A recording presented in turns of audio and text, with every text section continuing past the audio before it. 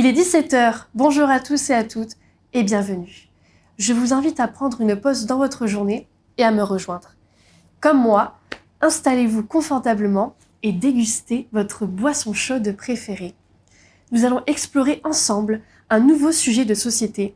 Bienvenue dans Tasse de Culture.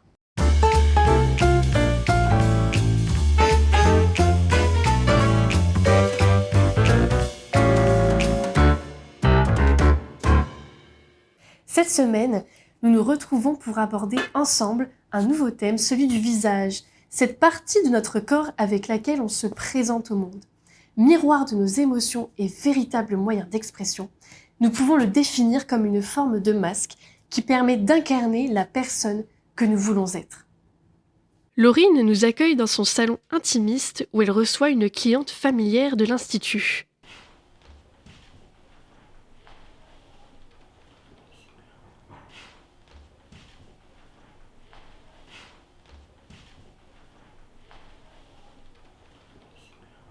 Donc là, pour ce maquillage, j'ai utilisé des techniques d'un maquillage simple de jour, en travaillant d'abord le teint afin de unifier le visage, apporter de la luminosité, camoufler les imperfections.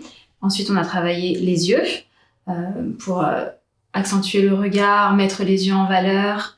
Et ensuite, le petit rouge à lèvres pour finaliser et harmoniser le maquillage.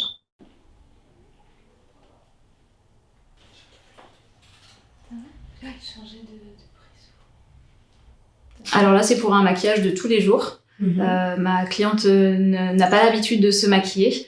Donc c'était une découverte comme ça d'un maquillage qu'elle peut faire facilement tous les jours pour être mise en valeur. C'est juste un mascara.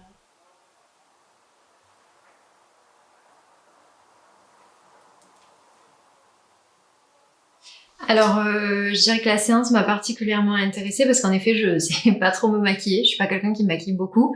Et l'idée de voir, voilà, comment est-ce qu'on peut se maquiller assez rapidement et facilement sur un maquillage quotidien, c'est quelque chose que j'avais envie de voir avec Laurine.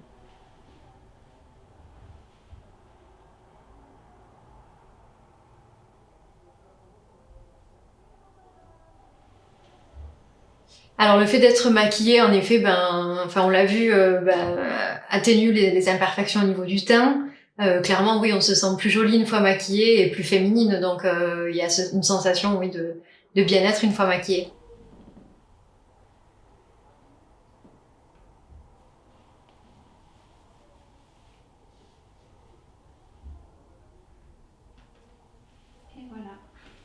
Alors, maquillage et confiance en soi, je sais pas si le fait d'être maquillée m'apporterait plus de confiance en moi, mais c'est sûr qu'on se sent mieux, on se sent plus belle, donc forcément, dans l'interaction, oui, sûrement que ça apporte une certaine assurance que de se sentir plus jolie. C'est à se demander si le visage n'est finalement pas le miroir de notre estime.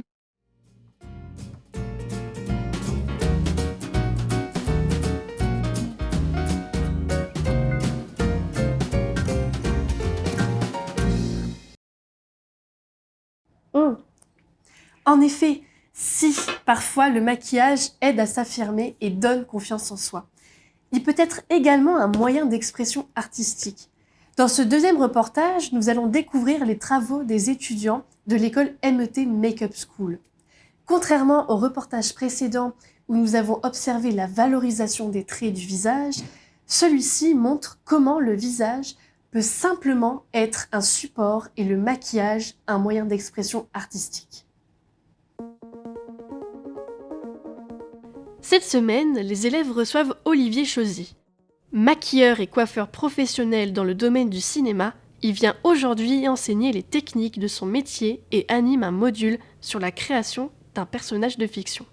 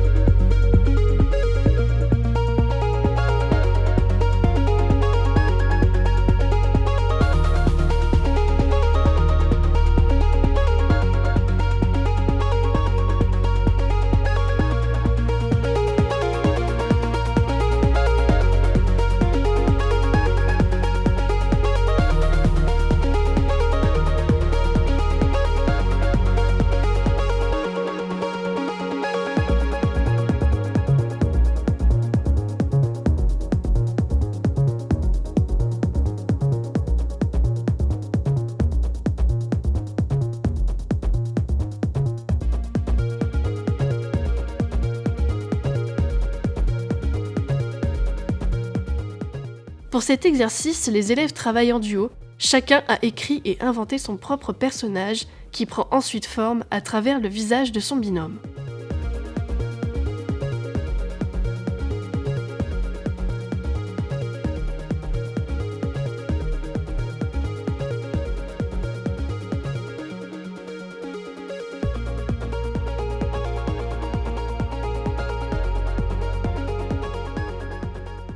Chaque élève transforme la personne qu'il maquille afin qu'il incarne son œuvre et devienne le protagoniste d'un film imaginaire.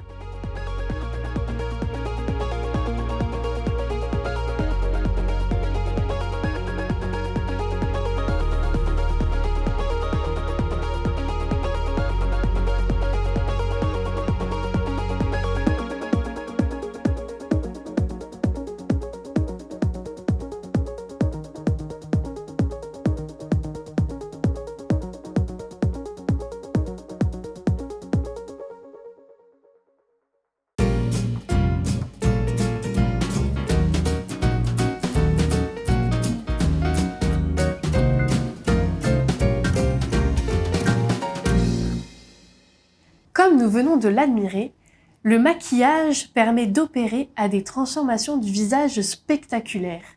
Si dans le cas présent, le visage s'efface presque au service de la création qu'il porte, notre dernier reportage, lui, illustre une toute autre intention.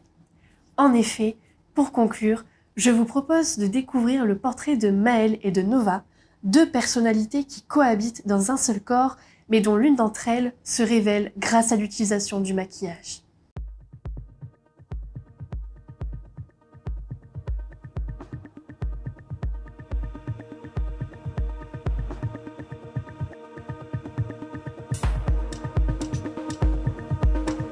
Je m'appelle Nova, j'ai 22 ans, je suis drag queen. Ça fait 2 ans que je fais du drag et quand je suis en drag, on me genre au féminin.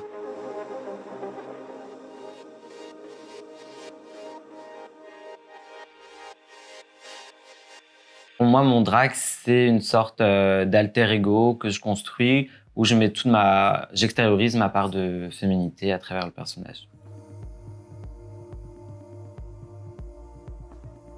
Le maquillage, déjà, pour moi, c'est très important parce que j'ai commencé le maquillage avant le drag et c'est du maquillage qui est né Nova. Et c'est ce qui me permet de retravailler mon visage, casser les côtés plus masculins pour les rendre plus féminins. C'est un processus. Donc ça va être... on va dire que je vais me sentir vraiment dans mon personnage à partir du moment où j'ai mes faux cils.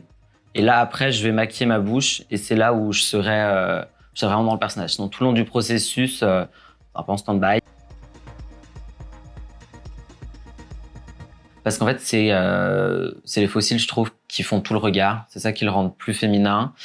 Et donc, c'est vraiment à partir de là où même quand je me maquille, je commence à avoir des mimiques, même quand je me regarde dans le miroir ou quoi. En fait, le drag, c'est surtout un art de performance et de lip-sync. Donc, c'est notre bouche qui est mise en avant. Et du coup, je finis toujours par ça quand je me maquille. C'est aussi vachement... mes personnalités, entre guillemets, quand je suis en drague ou quand je suis en garçon. Quand je suis en drague, j'aime me permettre plus de choses que quand je suis en garçon. C'est pas comme si c'était pas moi, mais c'est quelqu'un d'autre, quoi. Cette double personnalité, c'est une part de moi qui existait déjà, mais le drag, en fait, il l'a accentué, il l'a décuplé.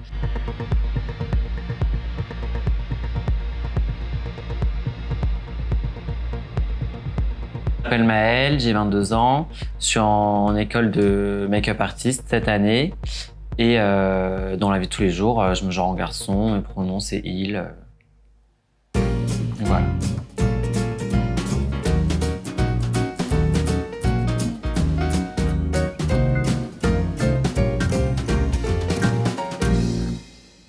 C'est déjà la fin de notre émission et j'espère que cette galerie de visages vous a plu autant qu'à moi.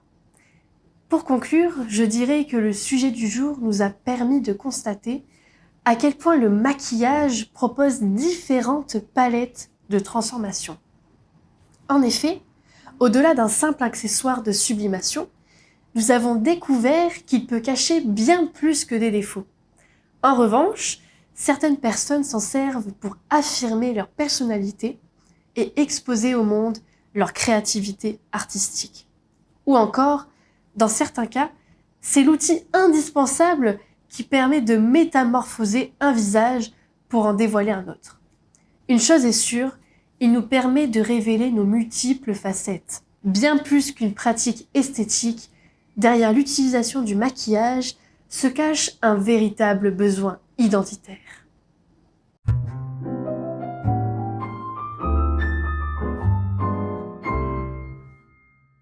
Et si vous voulez interagir avec nous, donnez votre avis, commentez, partagez. Rien de plus simple, vous pouvez nous rejoindre sur les réseaux sociaux ainsi que sur le hashtag Tasse de Culture.